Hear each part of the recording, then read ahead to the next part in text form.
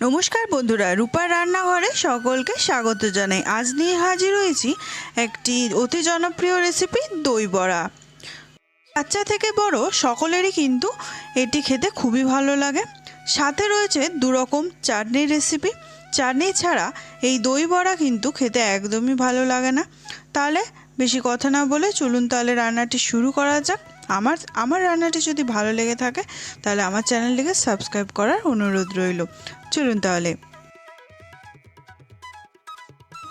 নিয়ে নিয়েছি কলাইয়ের ডাল বা বিউলির ডাল। আমি এটা ধুয়ে পরিষ্কার করে জল দিয়ে ভিজিয়ে রেখে দিয়েছিলাম। ডালগুলো কিন্তু ফুলে একদমই ডাবল হয়ে গেছে। এবার আমি ডালগুলোকে বেটে নেব। নিয়ে নিয়েছি মিক্সিং জার। আমি ভালোভাবে ডালগুলোকে জল ঝরিয়ে তবেই জারের মধ্যে দিচ্ছি। একটুও জল যাতে না থাকে, মোটামুটি যতটা পারেন ততটা কিন্তু জলটা ভালো করে ঝেড়ে নিয়ে তারপরে কিন্তু বেটে নিতে হবে। দিয়ে দিচ্ছি 1 ইঞ্চ মতো আদা কুচি। এখানে আমি কাঁচা লঙ্কা দিইনি, আপনারা চাইলে একটা কাঁচা লঙ্কা দিতে পারেন। আমি খুব সুন্দরভাবে একটা টাইট পেস্ট তৈরি করে নিয়েছি। দেখুন, আমি চামচের সাহায্যে দেখিয়ে দিচ্ছি কতটা টাইট আমি পেস্ট করে নিয়েছি। দেখুন কতটা টাইট। জল দিয়ে কিন্তু একদমই পাতলা বাটা যাবে না, তাহলে ভাজার সময় একটু অসুবিধা হবে। দেখুন আমি একদম টাইটভাবে পেস্ট করে নিয়েছি। ভিডিওটি প্রথম থেকে শেষ অবধি দেখার অনুরোধ রইল। আমি খুব সহজ পদ্ধতিতে খুব ভালোভাবে বুঝিয়ে রেসিপিটি শেয়ার করেছি আপনাদের সাথে। দিয়ে দিয়েছি নুন আর দিয়ে দিয়েছি মৌরি। আপনারা জিরেও দিতে পারেন, আমি এখানে মৌরি দিয়েছি। মৌরি দিলে খুব টেস্টটাও খুব ভালো হয়, খেতেও খুব ভালো লাগে। এবার ডালটাকে কিন্তু খুব ভালোভাবে ফেটিয়ে নিতে হবে। দেখুন যেভাবে যে ডিরেকশানে ফাটাচ্ছেন সেই একই ডিরেকশানে কিন্তু ফাটাতে হবে। মানে যদি ক্লকওয়াইজ করান তাহলে ক্লকওয়াইজ, যদি অ্যান্টি ক্লকওয়াইজ করান তাহলে অ্যান্টি ক্লকওয়াইজ। একই ডিরেকশানে বেশ অনেকক্ষণ সময় ধরে ডালটাকে ফেটিয়ে নিতে হবে। আমি দেখিয়ে দেবো একটা বাটিতে জল নিয়ে যে ডালটা ঠিকঠাক মানে ফাটানো হয়েছে কিনা। দেখুন একটু সামান্য পরিমাণে দিয়ে জলের মধ্যে আমি দেখাচ্ছি। ডাল যদি ভেসে ওঠে, মানে ভেসে থাকে, তাহলে বুঝতে হবে ডাল আমার পারফেক্টলি ফাটা হয়েছে। যদি ডাল ডুবে যেত তাহলে কিন্তু আমাকে আরও একটু ফাটাতে হতো। আমি একটা গ্রিন চাটনি তৈরি করে নেব। চাটনিটার জন্য আমি এবার নিয়ে নিয়েছি ধনেপাতা। আপনারা চাইলে পুদিনা পাতাও দিতে পারেন এর সাথে। দিয়ে নিয়েছি আমি ধনেপাতা। দিয়ে দিয়েছি 1 ইঞ্চের একটু কম আদা আর 2টো কাঁচা লঙ্কা। এখানে চাইলে নুন দিতে পারেন, আমি এখানে নুন দিয়ে পেস্ট করিনি। আমি এটাকে বাটিতে ঢেলে দেওয়ার পর এরপর আমি দিয়ে দেবো একটু লেবু। আপনারা যতটা টক চান সেভাবে, কিন্তু খুব টক হলে ভালো লাগে না। আর দিয়ে দিয়েছি পরিমাণ মতো নুন। দিয়ে ভালো করে নাড়িয়ে চাড়িয়ে চাটনিটাকে রেখে দিচ্ছি। আর একদিকে আমি তেঁতুলটাকে একটু জলে গুলে রেখে দিয়েছি কিছুক্ষণ। চাটনিটা আমি একটু পরে দেখাবো। এবার কড়ার মধ্যে একটা মশলা তৈরি করে নিয়েছি। দিয়ে দিয়েছি নুন, দিয়ে দিয়েছি 2 চামচ মতো গোটা ধনে, 1 চামচ মতো গোটা জিরে, আর দিয়ে দেবো একটু শুকনো লঙ্কা। এবারে ভালো করে নাড়িয়ে চাড়িয়ে আমি মশলাটাকে ভেজে নেবো। তারপরে একটা মিহি গুঁড়ো তৈরি করে নেবো। আমি নুনটা দিয়েছি তার কারণ যাতে মশলাটা পুড়ে না যায়। কড়ার মধ্যে নুন দিয়ে তারপরে যদি মশলা ভাজা হয় তাহলে কিন্তু মশলা পুড়ে যায় না। এবার নিয়েছি অনেকটা পরিমাণ তেল, সাদা তেল। এবার হাতটাকে জলের মধ্যে একটু ভিজিয়ে এবার আস্তে আস্তে আমি বড়াগুলোকে দিয়ে দেবো। হাতটা একটু জলে ভিজিয়ে তারপর বড়াগুলো দিলে হাতের মধ্যে লেগেও যায় না। দেখুন আমি আবারও হাতটাকে ভালো করে ভিজিয়ে তারপরে বড়াগুলোকে আবার ছেড়ে দিচ্ছি আঙুলের সাহায্যে। আমি ছোট ছোট সাইজের বানিয়েছি, আপনারা চাইলে বড় সাইজেরও বানাতে পারেন। এটা পুরোপুরি নিজস্ব চয়েস। দেখুন এইভাবে আমি সবকটি বড়া ভেজে নেব। তো মনে রাখতে হবে বড়াটাই যেন মানে ডালটা যেন খুব ভালোভাবে ফাটানো হয়। আমি অবশ্যই প্রসেসটা বলে দিয়েছি যে কিভাবে বোঝা যাবে যে ডালটা কতটা ফাটাতে হবে। আমার বড়াগুলো কিন্তু একদমই তৈরি হয়ে গেছে। আমি খুব কড়া করব না, মিডিয়াম ফ্রাই করে আমি একটা প্লেটে তুলে নিচ্ছি। এইভাবে আমি সব লটেরই বড়াগুলো ভেজে নেব। হাতটাকে জলে ভিজিয়ে নিয়েছি আবারও, দিয়ে বড়াগুলোকে আঙুলের সাহায্যে আমি ছেড়ে দিয়েছি তেলের মধ্যে। এভাবে আমি হালকা ফ্রাই করে আমি বড়াগুলোকে কিন্তু ভেজে তুলে নেব। এইভাবে রান্নাটি যদি বাড়িতে তৈরি করেন আমার মনে হয় খেতে খুব ভালো লাগবে।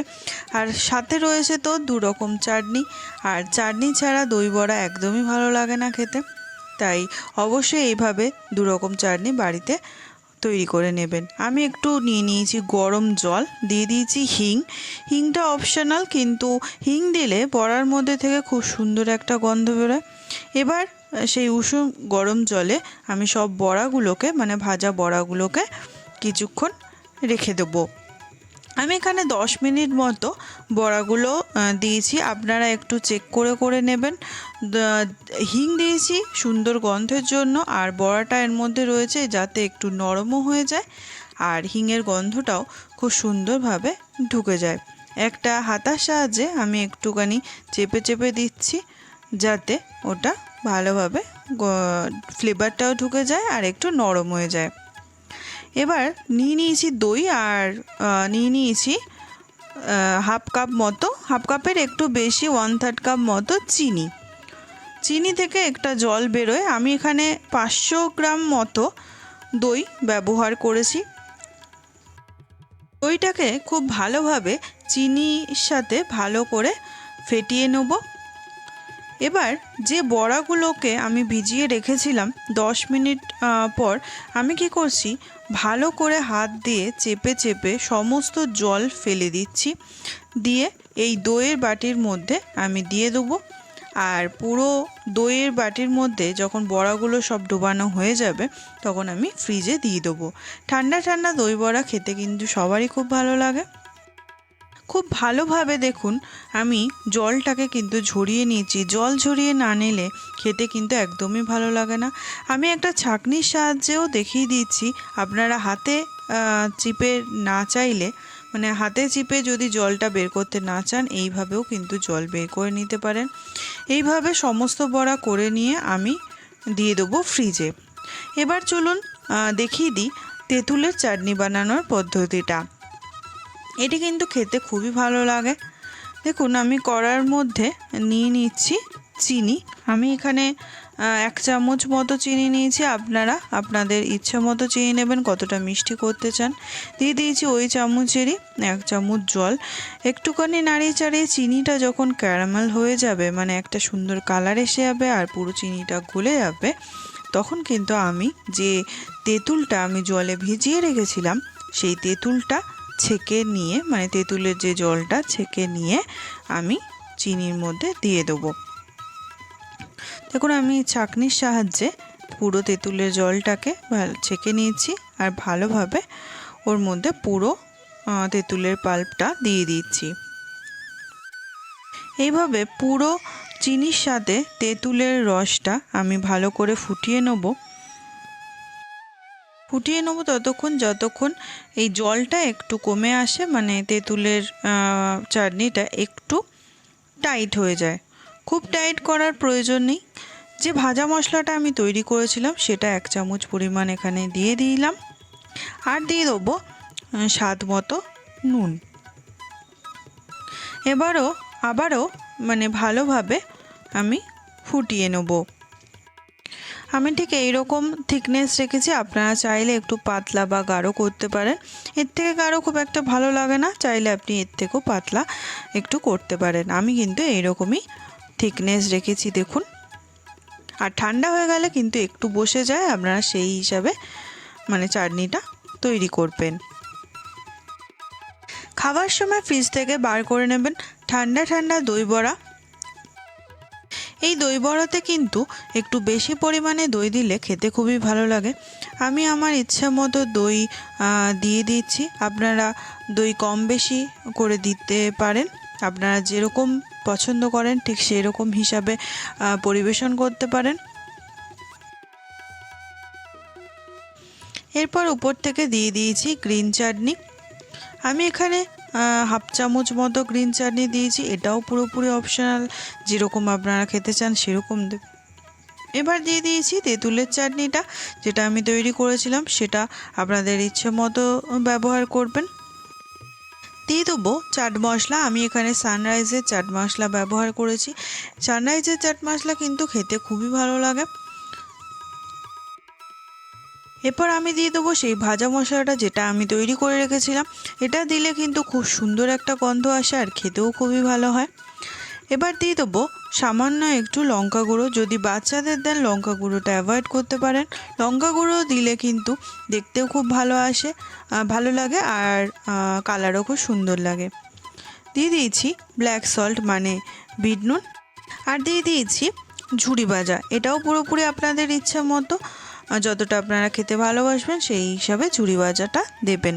তাহলে রান্নাটি আপনাদের কাছে কেমন লাগলো অবশ্যই আমাকে কমেন্ট করে জানাবেন। এইভাবে যদি রান্নাটি করে থাকেন তাহলে কিন্তু খুবই ভালো লাগবে।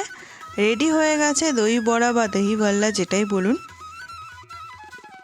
আমার চ্যানেলে নতুন বন্ধু হয়ে থাকলে আমার চ্যানেলটিকে সাবস্ক্রাইব করার অনুরোধ রইল, আর পাশে থাকা বেল আইকনটি ক্লিক করে দেবেন, যাতে আমার চ্যানেলে নতুন কোনো ভিডিও এলে আপনাদের কাছে খুব সহজেই পৌঁছে যেতে পারে।